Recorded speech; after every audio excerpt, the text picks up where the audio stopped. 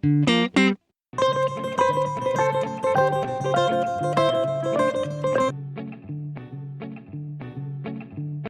everyone, my name is Aadarsh. I'm here today to tell you my personal experience on how I learned the skill of cooking. I would like to ask you all a question. Do we eat to live or do we live to eat? If you ask me, I would definitely and shamelessly answer that I live to eat. This is because I am a big time foodie. I love all types of cuisines, flavors, spices, etc. etc. Since my childhood, I was very intrigued about what is happening in the kitchen.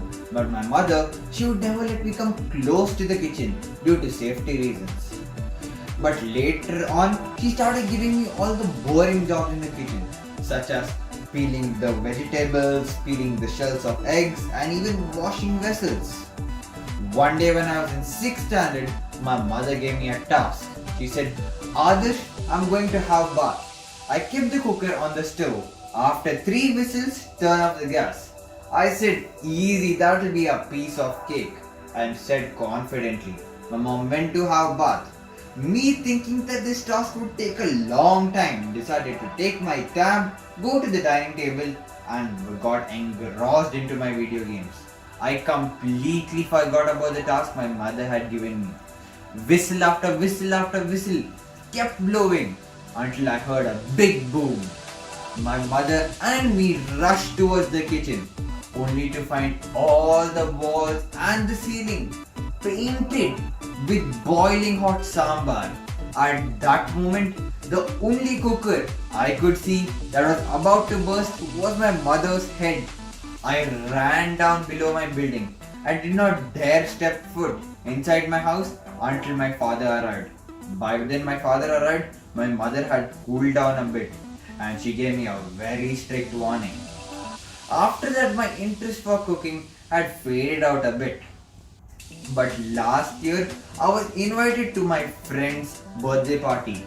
His mother had made the best brownie I had ever tasted and decided that summer vacation it will be my mission to make that. But this time, I was not alone. I had my partner in crime, my sister, to help me too. Me and my sister convinced my father to bring all the ingredients.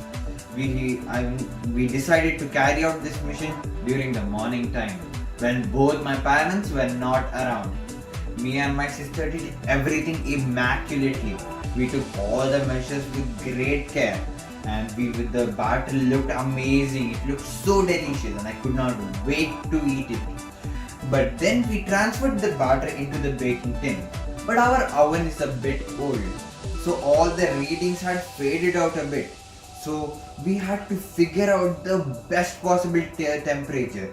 Me and my sister, using our critical thinking and analysis, tried to figure out the best temperature and put the baking tin inside the oven. I could not wait to eat the brownie. After some time, I noticed light smoke coming out of the oven. I alerted my sister quickly. She came and she was the savior. She turned the knob to the other side and I felt relieved. After a few seconds, I noticed even heavier smoke coming out of the oven, and this time with sparks too. I quickly understood that my sister had turned the knob to the side which increased the heat instead of decreasing the heat. The smoke alarms went off.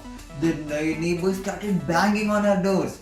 And of course the terror uncle of the building, the Aadarsh, he came and he shouted near the door, "Kya hua? Kyo hua? Kisne kiya?"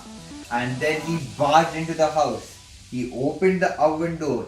That day what I saw was the most disgusting thing I've ever seen. It looked like a molten rock from Mars and which had batter overflowing from the tin like lava out of a volcano. My mom and dad got the news quickly and they came home. But surprisingly, they were not as angry as I thought they would be. My mother said that I should never do anything with half knowledge and decided to send me to baking classes that summer vacation. Now I can bake properly. Thank you.